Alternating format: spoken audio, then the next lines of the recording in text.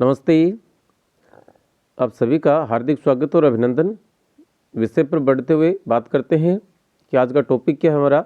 कक्षा 12 में विषय हिंदी अनिवार्य में एक प्रकरण है फीचर या आलेख लेखन, उसी पर बात करेंगे। इस प्रकरण में से कुल, यहाँ देखिएगा लिखा हुआ है साफ साफ कि इस प्रकरण में से कुल 3 अंक के प्रश्न किए जाएंगे, जिनमें से एक प्रश्न तो अति लघु उत्तरात्मक, मतलब तीसरा हमारा जो प्रश्न है जिसमें 1 लाइनर के ऑप्शन उत्तर देने हैं, वहाँ होगा जिसका अंक भार 1 होगा और उत्तर की शब्द सीमा 20 शब्द रहेगी।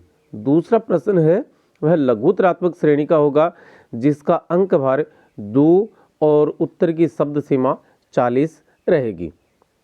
इस वीडियो में आपको फीचर से संबंधित महत्वपूर्ण तथ्यात्मक जानकारी और कुछ महत्वपूर्ण प्रकरणों पर फीचर लेखन के उदाहरण मिलेंगे। इस वीडियो में आपको 2 उदाहरण मिलेंगे। इससे अगले वाले वीडियो में 7-8 उदाहरणों के साथ हम आपके सामने प्रस्तुत होंगे। कुछ प्रश्न है जो एक एक लाइन वाले हैं।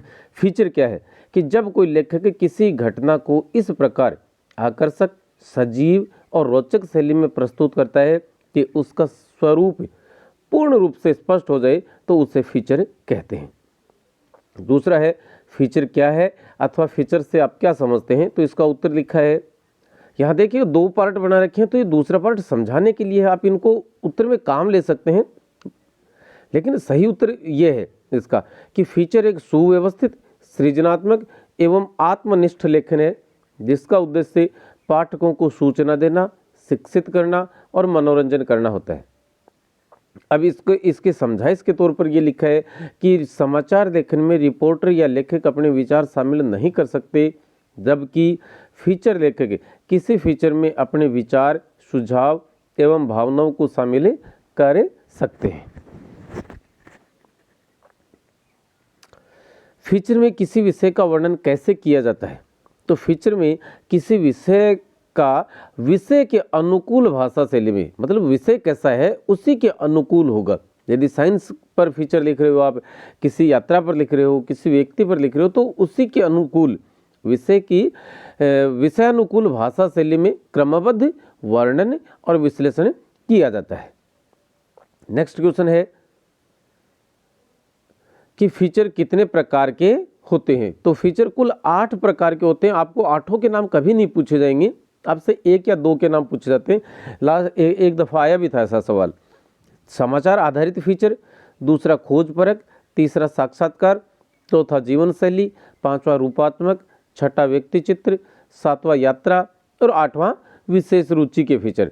अब देखिएगा एक क्वेश्चन है 5वां कि फीचर लेखन के कोई 2 प्रकार बताइए। तो पहला लिया हमने 1-2 समाचार आधारित फीचर और दूसरा 7वां लिया है यात्रा फीचर। तो जो भी 2 आप कोई भी 2 के नाम आप यहाँ पर शामिल कर सकते हैं। नेक्स्ट है कि फीचर लेखन में किन किन बातों का ध्यान रखना चाहिए। इसके लिए क्या, ये इसलिए है क्योंकि एक सावधानी पूछी जा सकती है कि कौन सी एक सावधानी रखनी चाहिए, लिखिए। तो हमने 3-4 लिखी है।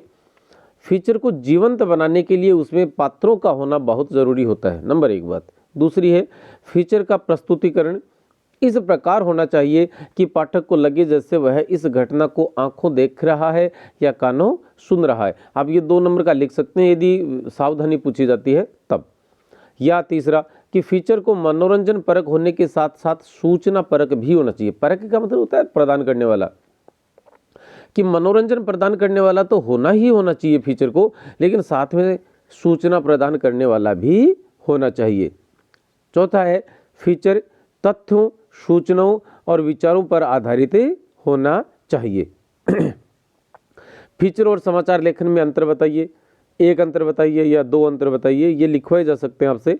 तो यहाँ देखिएगा पहला अंतर लिखा है कि समाचार वस्तुनिष्ठ होते हैं जबकि फीचर आत्मनिष्ठ होते हैं। वस्तुनिष्ठ का मतलब है आप उसमें कोई बदलाव नहीं कर सकते, जैसे हैं वैसे लिखने पड़ेंगे। आत्मनिष्ठ में क्या होता है, आप अपने विचार, भावनाएं इत्यादि शामिल कर सकते हैं। हर व्यक्ति का अलग उत्तर हो सकता है। समाचार जो है वो उल्टा पिरामिड शैली में लिखे जाते हैं, जबकि फीचर जो है उनके लेखन की कोई स्थायी शैली नहीं होती है। समाचार लेखन में लेखक अपने विचार, राय व भावनाओं को प्रकट नहीं कर सकता या का अंकन नहीं कर सकता, जबकि फीचर में लेखक अपनी विचार, राय व भावनाओं का अंकन कर सकता है। समाचार की भाषा शुष्क एवं नीरस होती है, जबकि फीचर की भाषा आकर्षक एवं सैरस होती है। समाचार में शब्द सीमा का ध्यान रखना जरूरी होता है, जबकि फीचर में शब्द सीमा का बंधन नहीं होता है।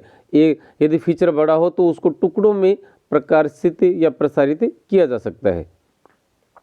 समाचार, अब यहाँ देखिएगा एक छोटा क्वेश्चन हम उसी हिसाब से पुटअप किया है जैसा कि बोर्ड की परीक्षा में पूछा जाता है कि फीचर और समाचार लेखन में एक अंतर बताइए। तो समाचार लेखन का मुख्य उद्देश्य सूचना देना होता है, जबकि फीचर लेखन में सूचना के साथ साथ मनोरंजन भी जुड़ जाता है उसके उद्देश्य में। आलेख को साहित्य लेखन की किस विधा का छोटा स्वरूप माना जाता है? तो कौन सी विधा का माना जाता है? निबंध विधा का छोटा स्वरूप माना जाता है आलेख को। अगला क्वेश्चन है, आलेख लेखन के मुख्य विषय कौन कौन से होते हैं या आलेख किन किन विषयों पर लिखे जाते हैं? तो आलेख किसी ज्वलंत समस्या, तत्कालीन घटनाक्रम, महत्वपूर्ण व्यक्तियों या प्रसिद्ध विषयों पर लिखे जाते हैं। फीचर का प्रारंभ कैसे होना चाहिए?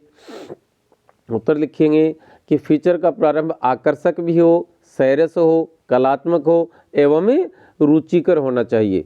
अब देखिएगा दो उदाहरण हमने यहाँ जो शामिल किए हैं। पहला उदाहरण है, प्रश्न है कि मोबाइल फोन वरदान या अभिशाप विषय पर एक फीचर लिखिए।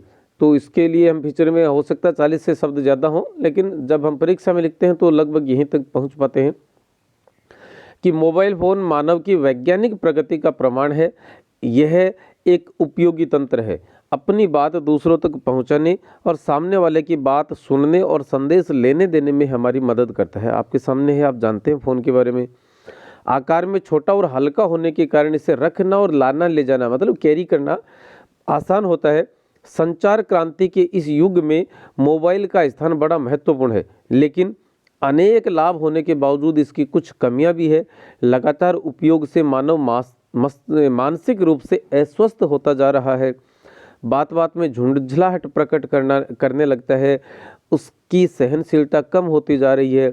इसके लिए लगे टावर्स से निकलने वाली तरंगें पर्यावरण के लिए घातक सिद्ध हो रही हैं। निष्कर्षतः यह कहा जा सकता है कि मोबाइल के लाभों को देखा जाए तो यह एक वरदान है, किंतु आवश्यकता से अधिक और बेतहाशा उपयोग से अभिशाप भी बन जाता है। अगला है, देश के विकास में युवाओं की भूमिका। किसी भी देश का विकास उस देश के नौजवानों पर निर्भर करता है कि नौजवानों की सोच कैसी है, उनके प्रयास कैसे हैं। सकारात्मक सोच और प्रयास वाले युवा जिस देश में जितने ज़्यादा होंगे वह देश उतना ही प्रगति, उन्नति, उत्थान करता जाएगा। उत्तर में लिखेंगे कि किसी भी देश की असली शक्ति उसके युवाओं में होती है। युवावस्था में मनुष्य शारीरिक और मानसिक रूप से स्वस्थ एवं जोश, हिम्मत और साहस से भरा, मानसिक रूप से संपन्न तथा जोश, हिम्मत व साहस से भरा होता है। युवा व्यक्ति बिना किसी छल कपट और लोभ लालच के निस्वार्थ भाव से देश हित में कार्य करता है। वे राष्ट्र के प्रति सम्यक भाव से समर्पित होते हैं। उनके सामूहिक प्रयास से देश के विकास में आने वाली बाधाएं दूर हो जाती हैं। प्रत्येक देश की जनता को आयु के हिसाब से 3 भागों में विभक्त किया जाता है, बच्चे, युवा और वृद्ध। इनमें से वृद्ध आयु वर्ग के लोगों के पास अनुभव होता है पर वे सक्रिय योगदान नहीं कर पाते। बच्चों की समझ और कार्य क्षमता इस स्तर तक नहीं होती। अंततः राष्ट्र के विकास और उत्थान में युवा वर्ग की भूमिका ही सबसे प्रभावी और सक्रिय मानी जाती है। ये वर्ग देश के सामाजिक, आर्थिक व राजनीतिक ढांचे को सर्वाधिक प्रभावित करता है। तो दोस्तों, आज की इस वीडियो में फिलहाल इतना ही था। चैनल पर आप पहली बार पधारे थे तो सब्सक्राइब कीजिएगा और अपना आशीर्वाद दीजिएगा। नमस्ते, धन्यवाद, जय हिंद, जय भारत।